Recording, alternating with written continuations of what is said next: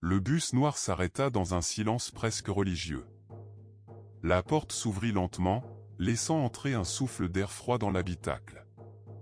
Les 10 participants se levèrent, un à un, comme s'ils savaient que ce qui les attendait allait marquer le début d'un jeu qui dépasserait tout ce qu'ils avaient imaginé. Patrick Jane descendit le premier, les mains dans les poches, le regard curieux. Dexter Morgan suivit, silencieux, les yeux déjà en train d'analyser l'environnement. Michael Scofield observa la structure du bâtiment devant eux, mémorisant chaque détail. Raymond Reddington sourit, comme s'il entrait dans un théâtre dont il connaissait déjà la pièce. Eleanor Voss avançait avec une précision presque militaire. Jonas Hale restait en retrait, observant les autres plus que le décor. Alan Pierce serrait les poings, tendu mais concentré. Mira Dalton respirait vite, mais tentait de garder son calme. Naomi Clark hésitait à chaque pas. Cette quinquaine semblait déjà dépassée, mais déterminée à tenir. Devant eux se dressait un bâtiment circulaire, sans fenêtre, sans porte visible. Juste un mur blanc, lisse, parfait. La voix du cercle résonna dans l'air, sans source identifiable. Épreuve 1. Temps imparti, 3 heures. Difficulté, maximale. Un PAN du mur glissa silencieusement, révélant un couloir blanc. Les 10 joueurs entrèrent. Le couloir débouchait sur une immense salle circulaire. Le plafond était si haut qu'on ne distinguait pas où il se terminait. Le sol était lisse, presque miroir. Les murs étaient recouverts de panneaux blancs, parfaitement alignés. Mais ce n'était pas ce qui attirait l'attention. 12 horloges étaient fixées au mur, chacune différente, chacune étrange, chacune impossible. Et au centre de la salle, un socle circulaire affichait un compte à rebours, 3 heures. La voix du cercle résonna à nouveau. Bienvenue dans la salle des 12 horloges. Une seule indique la bonne heure. Trouvez-la. Un silence lourd tomba sur le groupe. La voix ajouta, vous travaillerez seul. Aucune collaboration n'est autorisée. Toute tentative d'échange d'informations sera sanctionnée. Les 10 joueurs se dispersèrent immédiatement. La salle circulaire semblait avaler le son. Chaque pas de Jonas résonnait comme un écho étouffé, absorbé par les murs blancs, lisses, sans aspérité. Il avançait lentement, presque avec prudence, comme si le sol pouvait se dérober sous ses pieds. Il n'avait pas choisi son horloge. Elle l'avait choisi. Horloge 4. Le point lumineux. Il s'arrêta devant elle, les mains dans les poches, le visage impassible. Les autres joueurs s'étaient déjà dispersés, chacun absorbé par sa propre énigme. Mais Jonas ne regardait pas les autres. Il ne regardait jamais les autres. Il regardait le point. Un point blanc, minuscule, presque insignifiant, qui se déplaçait sur le cadran comme une luciole prisonnière d'un cercle parfait. Il attendit. Le point s'arrêta. 3 secondes. Puis il repartit. 7 secondes. Puis il s'arrêta à nouveau. 3 secondes. Puis 7. Puis 14. Puis 3. Jonas cligna des yeux. Ce n'est pas du hasard. Il ne parlait pas à voix haute. Il ne parlait jamais à voix haute. Ses pensées étaient des lignes droites, des colonnes de chiffres, des structures invisibles que personne ne voyait. Il observa encore. 3. 7. 3. 7. 14. 3. Et le cycle revint. Il inspira profondément. Une suite. Une structure. Une intention. Il approcha son visage du cadran, sans le toucher. Le point lumineux semblait pulser légèrement, comme s'il respirait.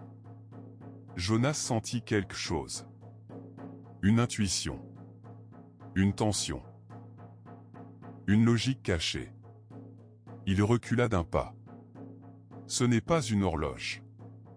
C'est un message, dit-il. Dans sa tête, les chiffres se réorganisaient.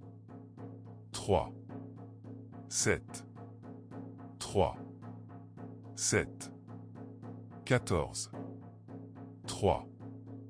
Il visualisait les intervalles, les répétitions, les ruptures.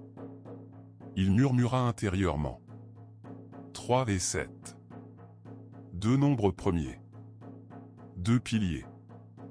Deux battements. Il ouvrit les yeux. Le point lumineux venait de s'arrêter à un endroit précis du cadran. Pas au hasard.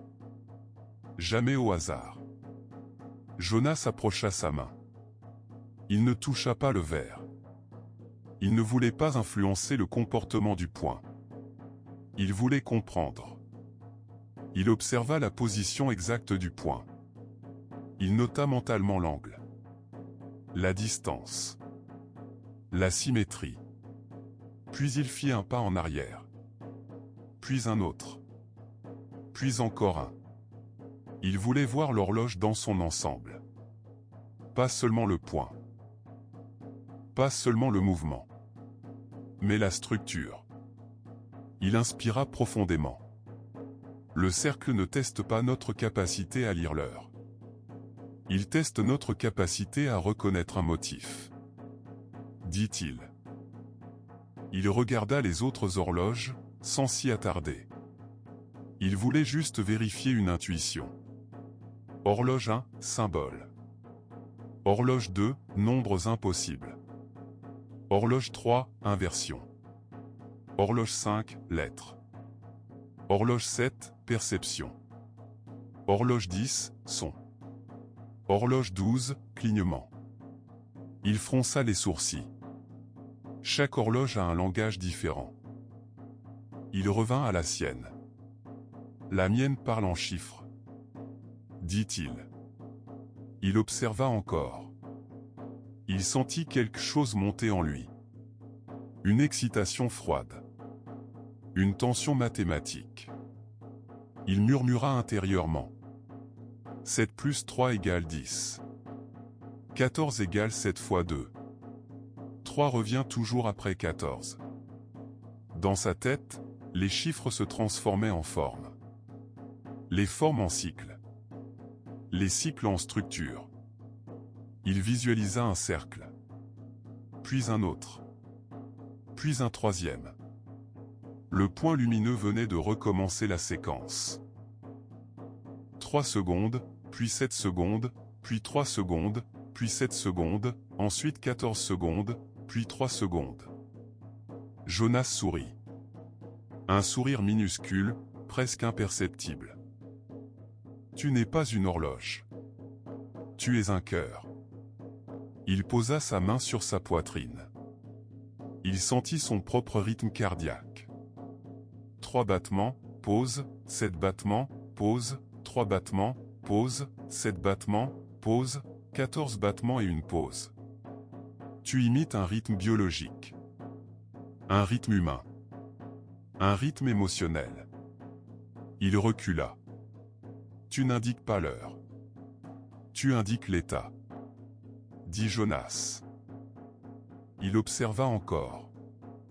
Le point lumineux semblait pulser plus vite quand il s'approchait, plus lentement quand il s'éloignait. Il fit un test. Il avança d'un pas. Le point accéléra. Il recula. Le point ralentit. Il sourit. Tu réagis à moi. Il posa sa main sur le verre. Le point s'arrêta net. Comme figé. Il retira sa main. Le point repartit. Il murmura intérieurement, tu mesures la proximité. Tu mesures la présence. Tu mesures la tension. Il recula encore. Tu es une horloge émotionnelle, dit-il.